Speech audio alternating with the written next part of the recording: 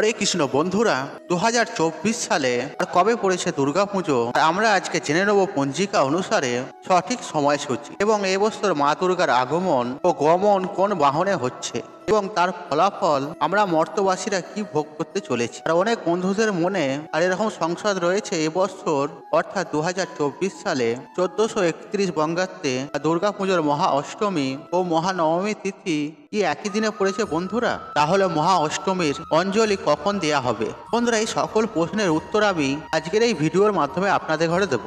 বন্ধুরা, সামনেই আসতে চলেছে এ বছরের দুর্গাপুজো, আর বাঙালির সব থেকে বড় উৎসব হলো এই দুর্গাপুজো। আর বাঙালির প্রাণের উৎসব, আর যে উৎসবের জন্য বাঙালিরা সারা বছর অপেক্ষা করে থাকেন। বন্ধুরা, এবছর দুর্গাপুজোর সময়সূচি নিয়ে অনেক বন্ধুদের মনে কিছু প্রশ্ন রয়েছে। সকল প্রশ্নের উত্তর দেব আজকের এই ভিডিওর মাধ্যমে।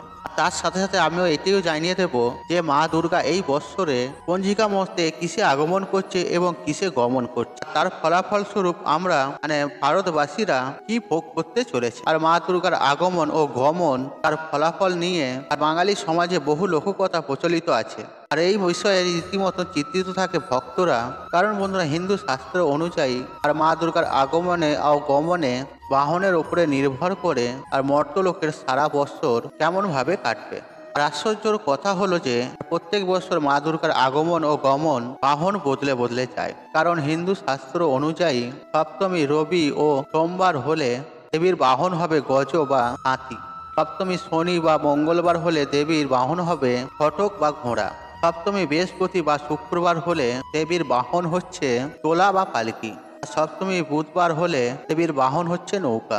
একইভাবে দশমী রবি বা সোমবার হলে দেবী প্রস্থান করবেন গজতে, আর দশমী শনি বা মঙ্গলবার হলে দেবী বিদায় নেবেন ঘোড়ায় চড়ে, দশমী বৃহস্পতি বা শুক্রবার হলে দেবীর গমন হবে দোলায় বা পালকিতে, আর দশমী বুধবার হলে দেবী নৌকায় করে গমন করবে কৈলাস। তবে চলুন বন্ধুরা, এবার আমরা জেনে নেওয়া যাক এবছর মা দুর্গার আগমন ও গমনের বাহন কি। তার আগে আমরা জেনে নেব যে দুর্গাপুজোর সঠিক সময়সূচি।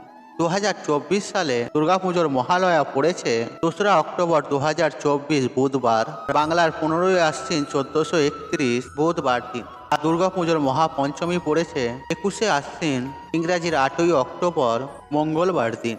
আর পঞ্চমী থাকছে সকাল 7টা বেজে 9 মিনিট পর্যন্ত। আর মহাষষ্ঠী পড়েছে বাংলার 22শে আশ্বিন ইংরাজির 9ই অক্টোবর বুধবার দিন। আর ষষ্ঠী থাকছে সকাল 7টা বেজে 32 মিনিট পর্যন্ত। আর মহাসপ্তমী পড়েছে বাংলার 23শে আশ্বিন ইংরাজি 10ই অক্টোবর বৃহস্পতিবার, আর সপ্তমী সকাল 7টা বেজে 25 মিনিট পর্যন্ত। আর মহা অষ্টমী পড়েছে বাংলার 24শে আশ্বিন ইংরাজির 11ই অক্টোবর শুক্রবার দিন, সকাল 6টা বেজে 48 মিনিট পর্যন্ত। আর সন্ধি পূজা হবে মহাষ্টমীর দিন অর্থাৎ 11ই অক্টোবর শুক্রবার সকাল 6টা বেজে 24 মিনিট থেকে 7টা বেজে 12 মিনিটের মধ্যে। মহানবমী ও দশমী একই দিনে পড়েছে, আর সেটি পড়েছে 25শে আশ্বিন ইংরাজির 12ই অক্টোবর শনিবার দিন। আর নবমী থাকছে সকাল 5টা বেজে 44 মিনিট পর্যন্ত। তারপরে হচ্ছে দশমী। বন্ধুরা, এই হলো যে দুর্গাপুজোর সময়সূচি। বন্ধুরা, এবার প্রশ্ন হচ্ছে যে মহাষ্টমীর অঞ্জলি আপনারা কখন দেবেন? বন্ধুরা, মহাষ্টমী পড়েছে 11ই অক্টোবর শুক্রবার দিন, সকাল 6টা বেজে 48 মিনিট পর্যন্ত মহাষ্টমী থাকছে। আর সেই সময়ের মধ্যে আপনাদের অঞ্জলি দিতে হবে। কিন্তু পরের দিন 10ই অক্টোবর বৃহস্পতিবার, যেহেতু সপ্তমী ও মিশ্রিত অষ্টমী পাওয়া যাচ্ছে, তাই সেই দিন অঞ্জলি দেওয়া যাবে না। আর অঞ্জলি দিতে হবে কিন্তু শুক্রবার দিন।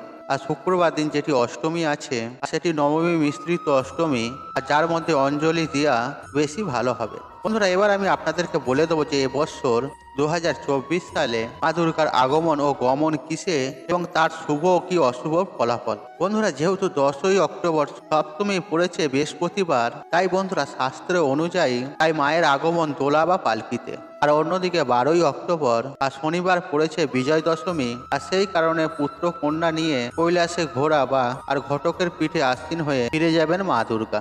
আর এর ফল কি হবে? শাস্ত্র মতে মা দুর্গা যদি পালকিতে করে আসে, আর ফল হচ্ছে দোলায়ং মকরম ভাবে, অর্থাৎ মহামারী, ভূমিকম্প, আতঙ্ক, খরা, যুদ্ধ ও অতিমৃত্যু। আর দেবী যদি ঘোড়ায় চড়ে আসে বা বিদায় নেন, তবে তার ফল হচ্ছে ছত্রভঙ্গ, তরঙ্গমে, অর্থাৎ সামাজিক রাজনৈতিক অস্থিরতা বৃদ্ধি পায়, রাজ্যে রাজ্যে যুদ্ধ হয়, অর্থাৎ আগমন ও গমন দুইয়ের ফলই হচ্ছে মন্দ। বন্ধুরা, দেবীর আগমন ও গমন সব থেকে ভালো হচ্ছে গজ বা হাতিতে। আর শাস্ত্র মতে যা দেবীর উৎকৃষ্টতম বাহন, আর দেবীর বাহন হাতি হলে আর মর্তলোকে ভরে ওঠে সুখ শান্তি সমৃদ্ধি। আর দেবীর আসা ও যাওয়া নৌকায় হলে আর শস্য বুদ্ধিস্থলম জলম, অর্থাৎ এর ফলে ধরতি হয়ে ওঠে শস্য শ্যামলা। আর সেই সঙ্গে সঙ্গে অর্তি বর্ষণ শ্রাবণের আশঙ্কাও বাদ দেওয়া যায় না। বন্ধুরা, মা দুর্গা যেই বাহনই আসুন বা যাক না কেন, আর মা দুর্গার মর্তধামে আগমন আর শুধুমাত্র আনন্দেরই কারণ হয়ে দাঁড়ায়। কারণ বন্ধুরা, এই পুজোর জন্য বাঙালিরা সর্বত্র যেখানেই বাঙালি থাকুক না কেন, সবাই কিন্তু সারা বছর অপেক্ষা করে থাকে এই পুজো আনন্দের সঞ্চারের জন্য।